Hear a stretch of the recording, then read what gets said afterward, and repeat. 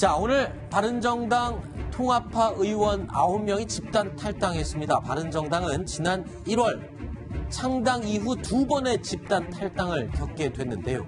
지난 10개월이 험로 그 자체였습니다.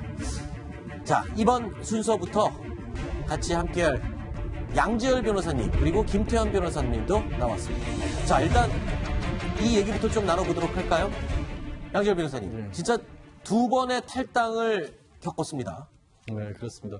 사실 지난 10개월 동안 왔다 갔다를 반복을 한 거죠. 처음에 이제 창당을 하면서 새누리당에서 탈당을 했었고요. 그때 당시에 이제 탄핵의 명분을 만들기 위해서 박 전 대통령 탄핵에 동참하는 쪽과 반대하는 쪽과 갈라섰었고, 그리고 또 한 번은 그 탄핵 이후에 바른정당이 생각보다 높은 지지율을 못 얻으면서 다시 한번 일부 돌아가는 사람들이 생겼었고, 그때도 이미 사실 김무성 의원 계가 많이 돌아갔었는데, 이번에는 본격적으로 김무성 의원을 포함해서 9명의 의원들이 공식적으로 탈당을 하겠다는 사실을 밝혔습니다. 네.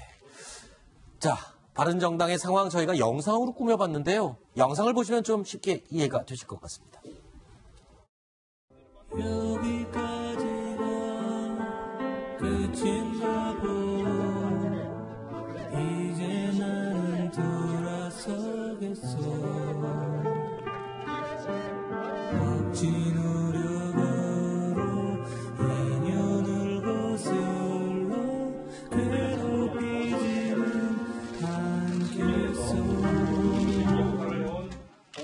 국정농단 사태를 막지 못한 과오를 사죄드리고 정치를 바르게 하겠다는 바른정당의 새 출발을 보고드리고 다가오는 설날에 세배하는 마음을 모두 담았습니다.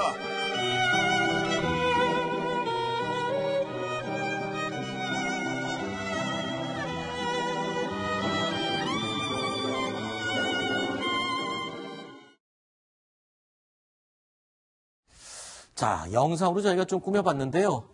자, 특히 바른정당을 창당하면서 한 배를 탔던 두 사람입니다. 유승민, 김무성. 이 두 사람. 1년도 안 돼갖고 이제 완전히 다른 길을 가게 됐거든요. 이 상황을 두고 두 사람은 어떤 소회를 밝혔을까요?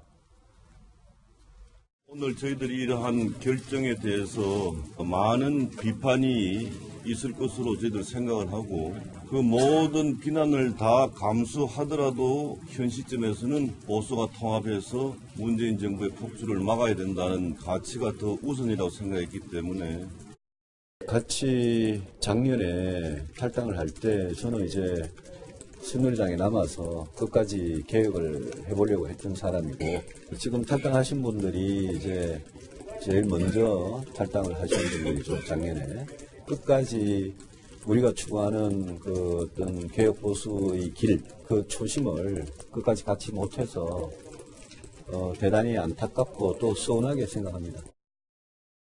자, 바른정당 이야기 본격적으로 이야기 나눠보겠습니다. 자, 전시자선을 편집국장 소종섭 국장 나와 있습니다. 어서 오십시오. 안녕하세요. 네. 자, 먼저 이재명 차장께 질문하겠습니다. 일단 김무성, 유승민 두 의원 사실 뭐 같은 듯 다른 듯 다른 듯 같은 듯 굉장히 좀 삐그덕삐그덕 하긴 했지만 그래도 같은 동지로서 걸어왔었잖아요.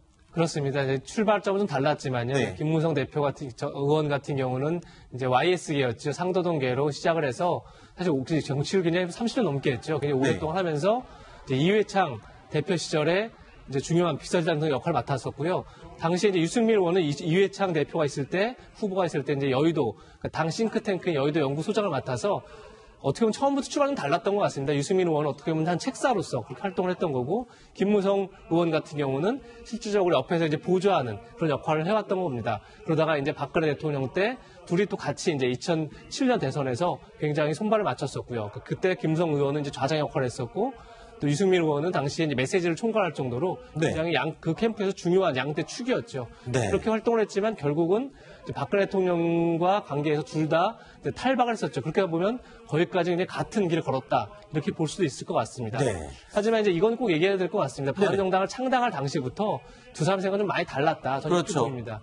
기본적으로 김무성 의원은 어쨌든 반기문 전 유엔 사무총장을 염두에 두고 결국 보수가 이대로 가면 개멸된다. 따라서 박근혜 대통령이 선을 긋고 새로운 당을 만들어서 새로운 인물로 대선을 치러야 된다. 이런 생각이 강했던 거고요. 네. 그래서 사실 유승민 의원이 마지막까지 탈당을 안 하려고 했었던 거죠. 네. 근데 결국 바른정당이 창당될 수 있었던 이유는 사실 유승민 의원과 유승민 계가 같이 나왔기 때문입니다. 네. 그렇지 않고서는 원내 교섭단체를 꾸릴 수 없었을 텐데 결국 그렇게 유승민 의원의 도움으로 당을 만들었지만 만들자마자 반기문 총장은 사퇴를 해버리고 그래서 바른정당은 그야말로 험로에 10개월을 계속 갔던 거죠. 네. 그래서 처음부터 생각이 다른 두 사람이 결국은 10개월 만에 갈라섰다 이렇게 보면 될 것 같습니다. 두 사람의 이 갈등설은 이 대선 전후로 해서 계속 나왔습니다. 특히 유승민 당시 후보가 이 열심히 유세를 할 때도 김무성 이 의원이 나오질 않았었어요. 모습을 드러내지 않았었고. 그래서 지난 9월이었나요? 그러니까 계속 불화설이 나오니까 이런 말을 했었습니다. 니들이 나하고 승리 관계를 아냐?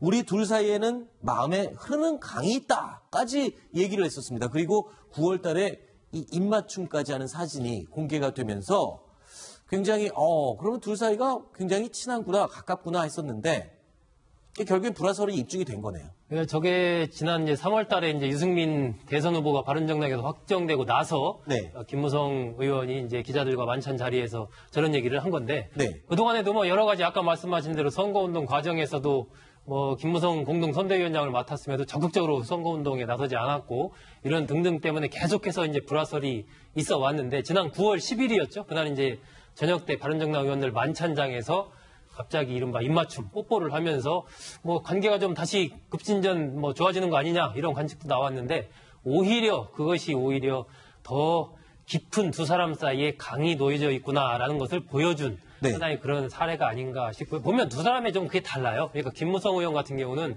이른바 형의 정치인, 네. 세력이라든지 어떤 이런 것들을 중시하는 그런 스타일이고 유승민 의원은 이 세계 정치인입니다. 보수의 철학이나 가치 이런 걸 중시하는 그러니까 기본적으로 정치를 하는 스타일 자체가 네. 두 사람이 워낙 달랐고 하지만 서로 이제 인정을 해왔는데 지금은 서로 갈라설 수밖에 없는 그런 형국에 이제 처한. 아니 그런데 유승민 의원과 김무성 의원 이 두 사람을 영화 주인공에 또 비유를 하는 이야기가 막 떠돌고 있어요. 남한산성에 나오는 두 사람이죠. 네. 저희가 바른산성이라고 저희가 한번 탑10 팀이 만들어봤습니다. 역사상 가장 치열했던 이간 그러면서요. 뭐 이런 얘기예요. 그러니까 지금 유승민 의원은 왼쪽에 있는 사람들 김윤식 씨가 영화에서 분했죠. 그러니까 김상원. 그러니까 척합화의 대명사는 이제 그 김상원을 유승민 의원에 비유를 한 거고 근데 좀 잘 어울립니다. 비슷합니다. 그러네요. 이거 뭐 진짜 얼굴인 줄 알았어요. 그렇죠. 예. 이게 뭐 합성한 것 같지가 않아요. 네. 근데 그 얘기는 왜 나오는 거냐면 유승민 의원은 무슨 얘기죠? 보수의 길을 개혁적 보수의 길을 가야 한다. 그러니까 명분과 실리 중에서 명분을 중요시한다는 얘기입니다. 근데 당시에 이제 김상원, 척합화 같은 경우에는 우리가 전통적으로 모셨던 명나라를 모셔서 무슨 오랑캐 후금이냐라는 이제 명분을 얘기했던 거고 그래서 이제 김상원에다 얼굴을 갖다 붙인 거고요. 김무성 대표 같은 경우에 전 대표 같은 경우에 오른쪽에 있는 거 이제 사람 김윤식 씨죠. 이병헌 씨죠. 최명길, 주합합니다. 그러니까 실리를 추구하는 거죠. 지금 후금이 강성하고 있는데 어찌 명나라만 우리가 붙들겠습니까? 실리를 찾자. 그러니까 통합을 통해서 세를 불려서 문재인 정부를 견제하는 실리를 택하고자 하는 이제 김무성 전 대표의 얘기를 주합파인 어떤 최명길 씨에다가 비유를 한 건데 뭐 어찌됐든 공통점은 하나 있어요. 남한산성도 무너지고 바른산성도 무너졌다는 거. 네. 그거 하나 있는 거고요. 유승민 의원도 명분을 뭐 쫓아간다고 하지만 실리가 없이 명분만으로 굉장히 공허해집니다. 네. 정치가. 왜냐하면 일단 유승민 의원 같은 경우는 원내교섭단체가 무너졌기 때문에 실리적으로 굉장한 손해가 있다는 점, 이 점 하나 지적하고 싶고요.